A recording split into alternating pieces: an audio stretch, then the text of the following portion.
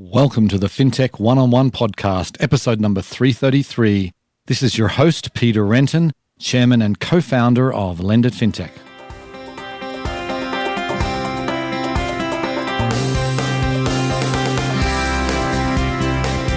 Before we start today's episode, I want to tell you about a new event from Lendit Fintech. Nexus, the Dealmakers Summit, is all about making deals. We'll be bringing together a select group of venture capitalists, bankers, fintechs, and debt investors for 2 days of face-to-face meetings in Miami on February 7th and 8th. Also at Nexus will be Lendit's famous Industry Awards show, back in person for the first time since 2019. You can find out more about all our upcoming events at lendit.com. Today on the show, I'm delighted to welcome Phaedra Ellis-Lamkins. She is the CEO and co-founder of Promise. Now, Promise is a super interesting company, and they've stumbled on something that is in high demand. Like when we go to pay for something today, there's so many buy now, pay later options that you have available to you, often without even a credit check. But if you're dealing with a government agency or a utility, those flexible payment options are simply unavailable. And what Promise is trying to do is change that and make it so that it's just as easy to pay a retailer with all the different payment methods that they offer as it is to pay a government department, pay a utility. And the end users are often people who are really living paycheck to paycheck, who are struggling to pay the bills they need to live. And they've made it so it's super easy for these people. As you'll find out on the episode, they make the pay in pretty much any payment method you can imagine. And then these people can pay off some of the debts that they have in whatever method they choose, and oftentimes in a payment plan that is tailored just to their needs. It really was a fascinating interview. Hope you enjoy the show. Welcome to the podcast, Phaedra. Thank you. Thank you for having me. My pleasure. So let's get started by giving the listeners a little bit of background about yourself. Would love to kind of talk about some of the things you've done in your career to date before Promise.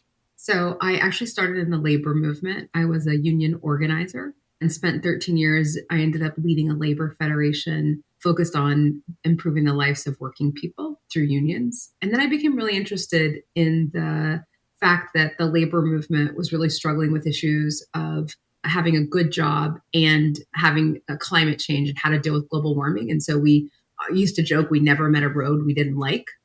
And and I just was concerned about the impacts, especially on communities of color. And so wanted to understand, how did you build good jobs that were also good for the environment? And so ended up going to run an organization called Green for All, started by my friend Van Jones, who ended up going into the Obama administration. And from there, ended up working for the musician Prince, which was a really interesting time. And after working for Prince, what was very clear to me is that technology was harmful for many people. Technology had been not great for working people in the labor movement. I saw it also in the environmental movement. And then it became clear in music, it was devaluing content and especially impacting musicians and musicians of color. And so I wanted to understand how tech worked and spent some time with some venture capitalists. Thought I might go into venture. And then I just realized all day you sit around and talk to people, and wasn't an interesting model. One of the investors I met with at Capor had suggested working with a company. And so I ended up running revenue and operations at a company called Honor, which does home care, officially a unicorn. And I'm on the board now of Honor. And then I just was really interested in the fact that in a lot of these marketplace companies, you often have to make a choice between, lower wages or higher pricing. And so I wanted to understand how to build a company that wasn't stuck in that real challenge of how do you deal with those issues. Right. That is a really interesting background. You're the first person I've had on who actually worked for Prince or any famous musician. And Van Jones is also quite the celebrity these days as well. He is. Yeah. So anyway, let's pivot to the founding story for Promise. Can you give us sort of what led to you starting the company? I'd always wanted to use technology in a way that was helpful to working people and to people of color.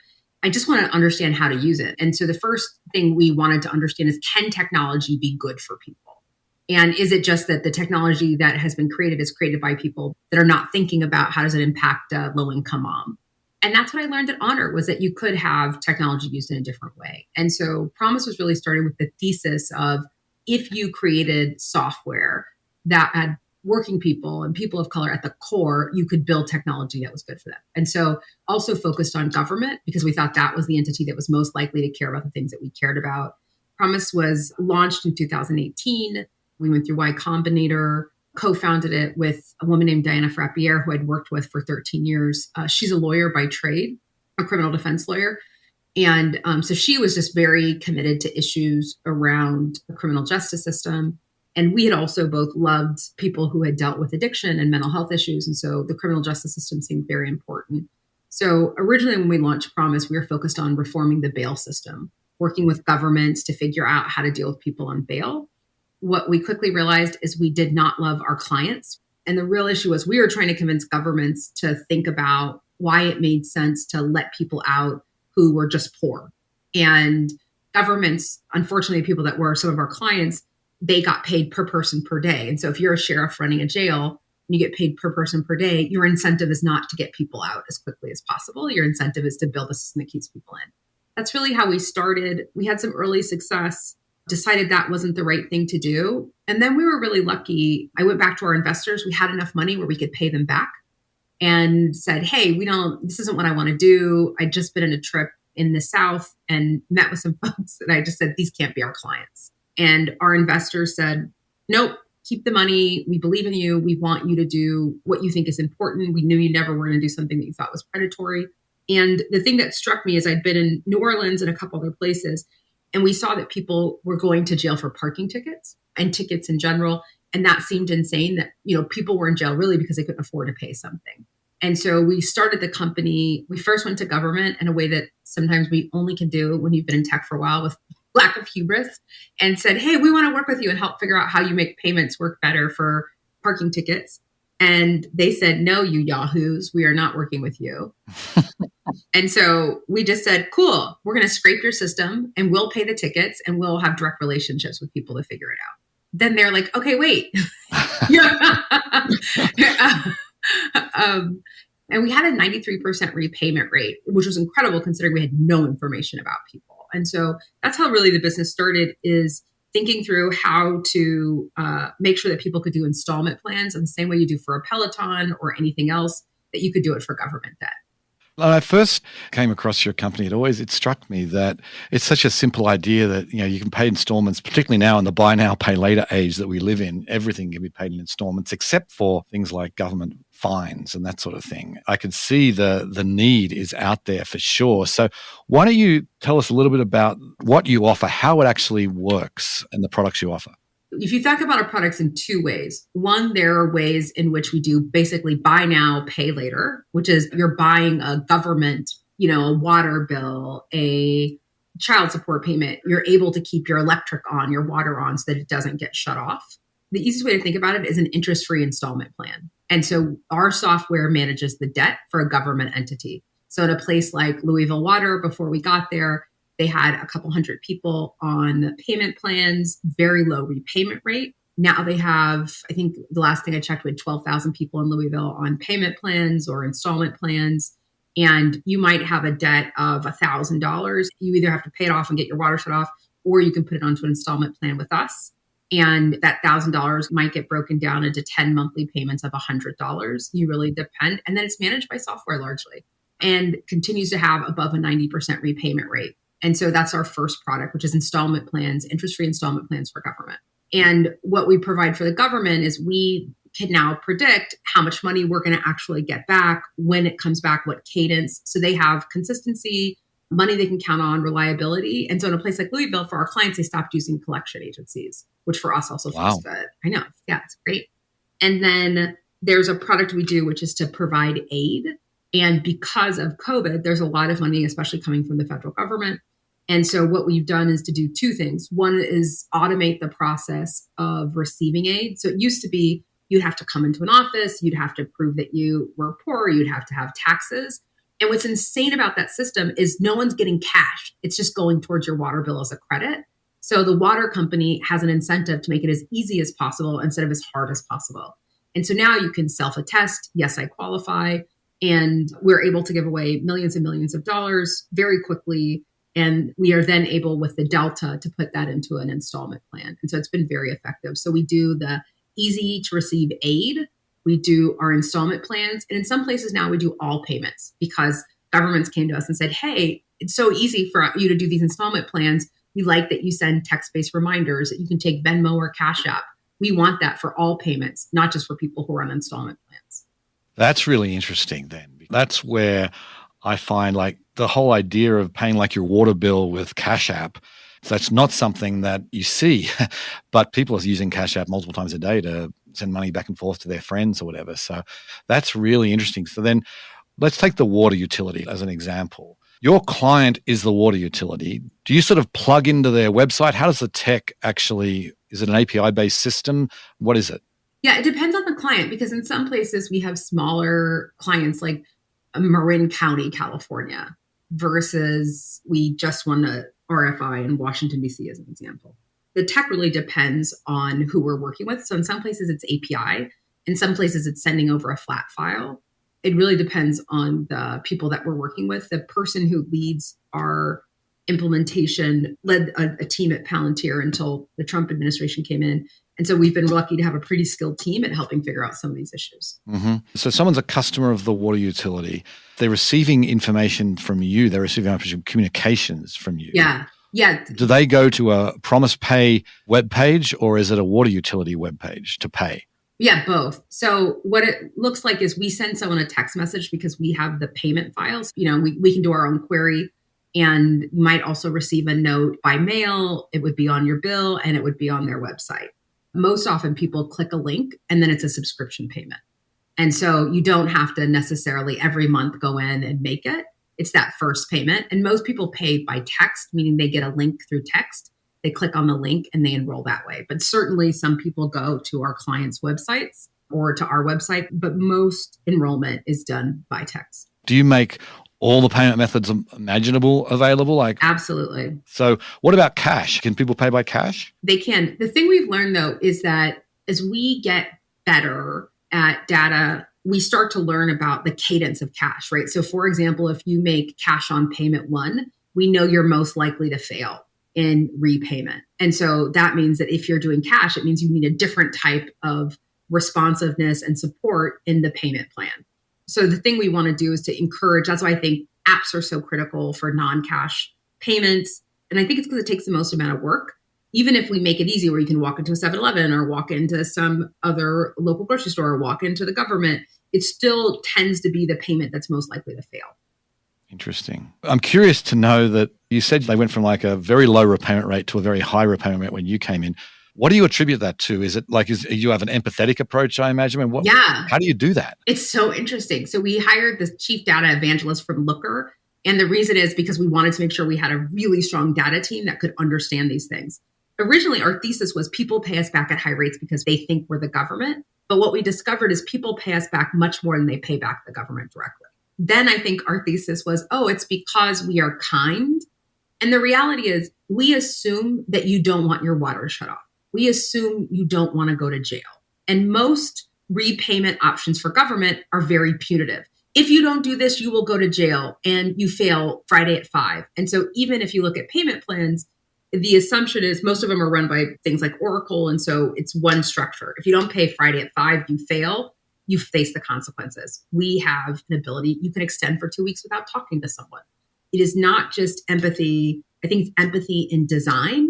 And we assume that people want to pay instead of building a system that is punitive in nature. Right. And then I imagine just having all the different payment methods make it so easier, much easier. And then it's easier to do that than to go onto any of the government's websites, which I imagine are, I went and renewed my registration the other day and man, it's just like the website is like it was created back in the 90s. And yeah, it wasn't user-friendly. You had to really search for where to pay. So I imagine for you guys, you've done a lot of work on what actually does generate the right response. Is that right? Yeah, absolutely. It's even basic things like on our site, having a banner that says pay here, which most folks don't. You have to search and you have to try to figure out where, and then you have to have your bill number. Like it's a very complicated system. In some places, they don't actually have, even if you find yourself how much you owe, So we were seeing people mispay because they didn't know exactly what they owed. And that has huge implications in the criminal justice system. And so all of our design is focused on making the system as easy to use and being intuitive. And we assume that people are working multiple jobs, don't have consistent income, managing an incredibly hard set of circumstances. And so our job is to make it as easy as possible to pay, which is what we do with people who have money, right? Like if you have money, we're like, in 10 seconds, you can figure out if you qualify for a home equity line. But if you don't have money, you have to come into an office, show a copy of your taxes, have a cashier's check. It doesn't make sense. Putting all these barriers up to make it harder. You've touched on it a little bit, but I'd love to kind of get your sense of the profile of these people. I mean, do these people, I presume they have some income coming in. What do you know about the typical kind of end user? Most of our end users are working people. And the only group of folks we see that are not working tend to be people who are older, which I have to say is heartbreaking. We see a lot of seniors who are living on fixed income, social securities, and pensions who need to wait for the check to hit. And we can see at the end of the month that they are having to make decisions about food and basic necessities. And so we see a lot of seniors and a lot of people on fixed incomes that are pensions or retirement, some type of retirement. But the largest group is really working people with not consistent income who've been especially impacted by COVID. We always see these like stories of people leaving their jobs. And I think it's interesting to read a lot of things. You would think that, people are in abundance with all this federal money, and we just don't see that happening. So we see a lot of working people with inconsistent income who are trying to manage childcare, transportation. They're one crisis away from complete financial destruction. And COVID was that crisis for a lot of people. And so mostly working people, what would be considered working class, depending on where you are, being working class is a little different in Louisville than it is in Los Angeles or San Francisco. We look at income, but it's mostly folks who are working, who are struggling, who are largely kind of one paycheck away from poverty. And that paycheck missed was really COVID. And then some folks who are just on a fixed income. Right. Got it. So then when you're working with these people, I'm curious just about are they recovering now or are they still in dire straits? We talk internally about how it's shocking to see the national narrative versus the reality of the people that we are serving as clients, because our clients are still struggling. One of the things that we now do is we roll in current bills because people are paying us at such a higher rate for installment plans. Governments have said to us, we want you to also manage their current bills. We see that in the assumption, for example, that you have to pay on the 12th of every month. And that doesn't work with people's income anymore. And a lot of people manage their income in a way where they skip monthly payments, right? Like I can pay this bill because it won't go into chaos in January, but I'm skipping February because I actually have 45 days before it actually means they're going to shut it off. And so we see a lot of that. And so part of what we think about is how is our software built in such a way that it manages the reality of the way that people pay and the reality of their income? Because most products assume that people live on a fixed, steady income that comes monthly or biweekly. And that's just not our experience. It's very inconsistent. Interesting. So then what's it like selling this service to government departments or big utilities? I love the story that you told. Well, we're just going to scrape your site anyway. I mean, how do you actually close the deal? And is it, it's a long cycle, I imagine. Just walk us through that process. We've grown a lot because of COVID. And I think we're starting to see the cycle slow down a bit more. I think in some places we've launched with Baltimore, started kind of pre-conversation. And one thing is like half the folks are behind on bills. So as an entity, if half your population is not paying consistently, you need to figure that out just from cash flow perspective. And so I think for government entities, we don't threaten people. We want them to succeed. The worst thing that happens is we send someone back to the local government. It's a low risk proposition for most governments to work with us because there's been a case study about our work that the U.S. Water Alliance did in the case of water utilities. We have good relationships with all of our clients. And so for governments, it's moved pretty rapidly. Our average sales cycle right now is about 6 months, which is very quick for government. My guess is it's going to get longer over the next year. And I think as we grow, it mostly looks like inbound because we haven't really had a sales team before the last couple of months. We got one this morning as an example, a call from a city, major city, They call and say, we're interested in the solution. We talked to someone, we heard about what you're doing. Then they talk to someone on the phones, hear more about it. But because there's been some public things written about our work, it tends to be people have a sense of what it works. Governments also talk to each other a lot. So our best salespeople have been peer-to-peer sales. Interesting. So then what's your business model? I presume you're charging, is it a SaaS fee? Are there also success fees, like transaction fees? What's the model? We charge a SaaS fee, a subscription fee, an integration fee, and a transaction fee. Okay, but it's all paid for by the government. In most places, it's paid for by the government. In some places, what they do is match like whatever payment they had before. So like in Marin County's example, we just said, we're going to beat what you used to have. We want to be cheaper than what someone was paying before.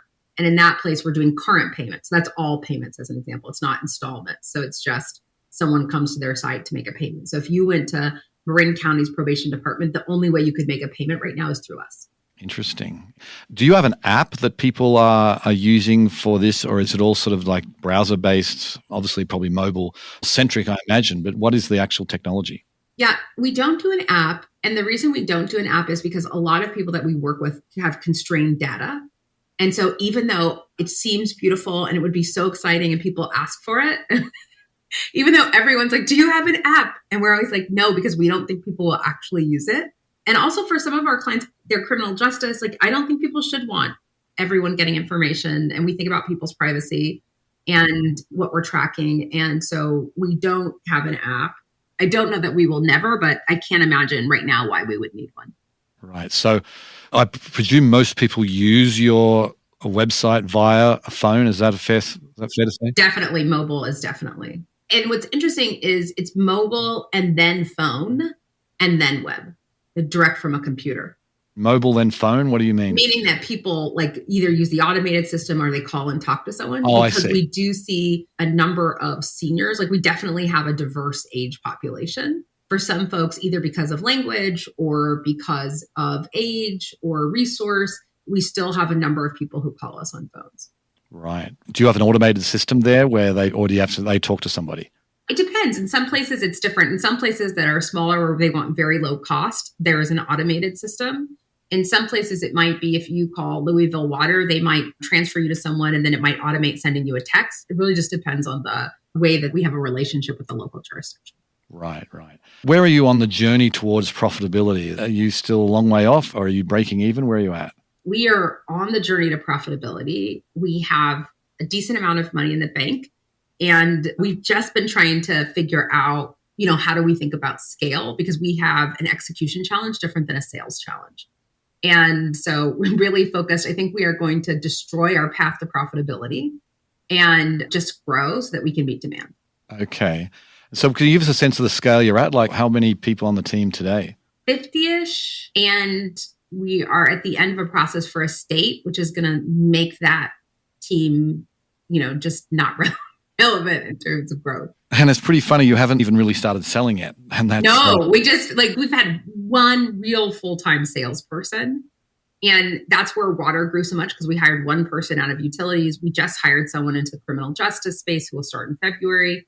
And so considering if you think about the fact that Buffalo has been passed and, our clients are in Virginia and Richmond and Alexandria, San Francisco, Alameda, Marin, Los Angeles, Long Beach, considering we don't have a large, sales team, it's been incredible, especially because it's government.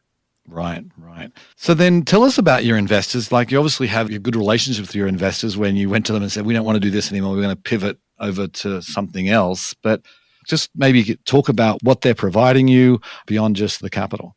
We've actually not really been to the market except for Sweat Equity and Howard Schultz. All of our investors have been with us since the seed. And so that I feel very, very lucky that way. First round led our seed, Bill Trenchard, who I adore, and Mitch Kapor, and Rock Nation participated, Y Combinator, Michael Seibel, both personally and through YC, and 8VC, and Village, now XYZ through Ross Fubini, who's really great, and then Sweat Equity now and Howard Schultz. We feel really lucky that we've had investors, you're right, that when I called them, I'm like, I don't want to do this anymore. They were like, we get it. We always knew who you were, no question. We don't want our money back. Go figure it out. And I also think they've been patient I mean, I guess it's not that patient. 2018, it feels like 100 years, but it's 3 years. Right. It feels like 1,000 years. But I think having patient capital when you are looking to solve large world problems is important. And people who had the capacity to be able to say, I was like, I think we're doing this wrong and I don't want to work with these people and I don't like this stuff, that could respond. And it's part of why we've never been to the market, because I have a huge amount of respect for the investors we have, and they've created a lot of space to think about these. And not all investors, I mean, most investors would say, hey, we want you to loan people money, as an example, right? Like that clearly is a market we could get into, predatory lending. And the fact that we're like, nope, and we don't even want people to really have to pay transaction fees because we think that is actually not great and regressive. And as we think about these things, I think it's different for a company to think about those things. I believe a for-profit company can only scale in the way that we want. But I think the decisions we've made as a company are long-term decisions, not short-term decisions. And having investors who understand that and believe in our vision has been really, really important. And so, we will probably continue to stay with our current because they've just continued to increase their investment in the company. Okay. Interesting. So I want to switch gears a little bit and talk about diversity. I mean, you're a woman of color, you're a fintech CEO. Yeah. There's not that many people out there like you. What's been your experience? I mean, it sounds like you've got good relationships with investors, but just talking to government departments, I mean, how are you feeling like, is the world changing? And what more can be done to make more people of color really bring them into the fintech space? One, I was really lucky that I was at a company that had good investors at Honor and an incredible founder and Seth Sternberg, who created the space for me to win. And I think because I ran revenue, it made it much easier to raise. So I just want to say, I know I had an unusual experience. I had no tech experience. I went to Cal State Northridge. I didn't know anyone who went to Stanford. I never heard people talk about their colleges as though that was a big thing. I was like, wait, weirdos. It just seems so bizarre for adults to talk about where they went to college. But I think I had an unusual experience. And then I went into probably a tier A startup. And then I was an exec. And then I did well. And so that put me in a space, I think, that most people don't have. And I just want to, realize how lucky that is. And so having Honor raise 20 million as a seed. So when I went to raise, and I was obviously part of the team raising as we continue to grow, when I raised, I was like, what do you mean a $20 million valuation? You've insulted me. That's disgusting, even though I have nothing and no team, because my only model was Honor. And so I just didn't know different. And so one, I had relationships with investors. Two, my only sense of how fundraising is supposed to go was from Honor, where people were inbound. So I was like, this is how it's supposed to operate.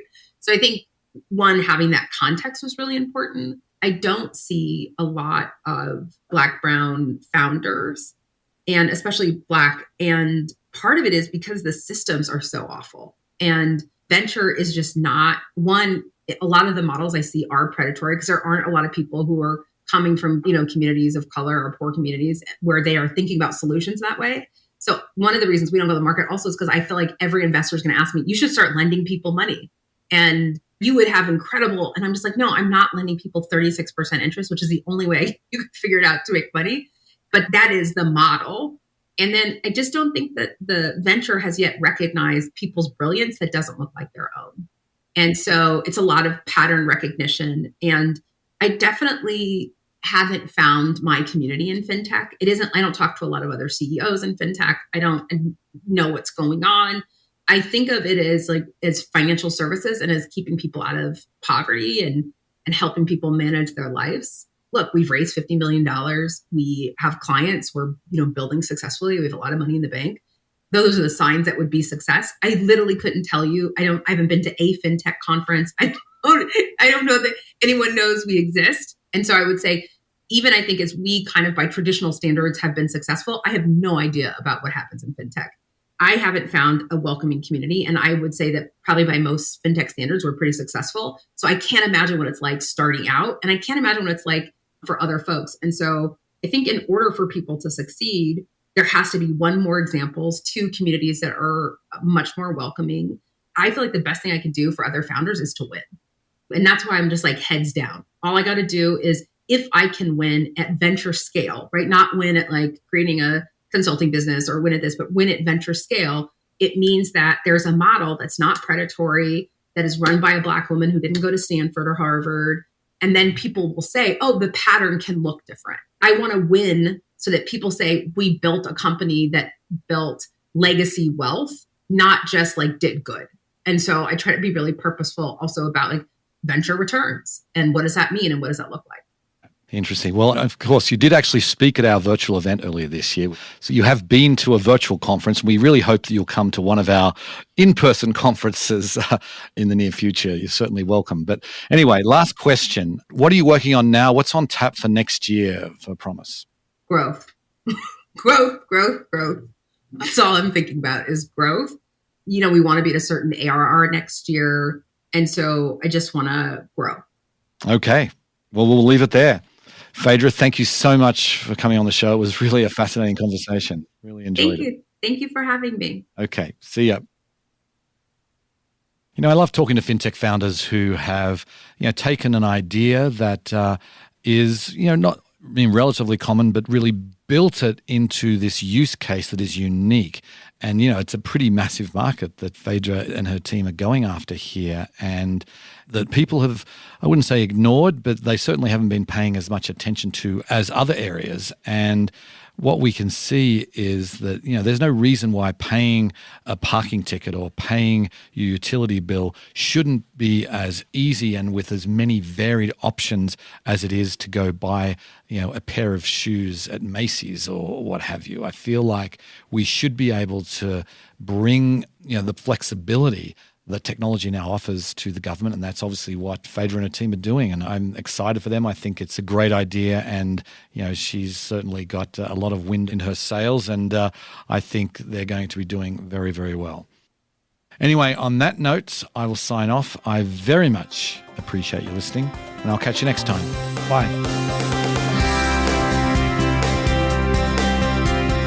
Before we go, I want to remind you about a new event from Lend Fintech. Nexus, the Dealmakers Summit, is all about making deals. We'll be bringing together a select group of venture capitalists, bankers, fintechs, and debt investors for 2 days of face-to-face meetings in Miami on February 7th and 8th. Also at Nexus will be Lendit's famous Industry Awards show, back in person for the first time since 2019. You can find out more about all our upcoming events at lendit.com.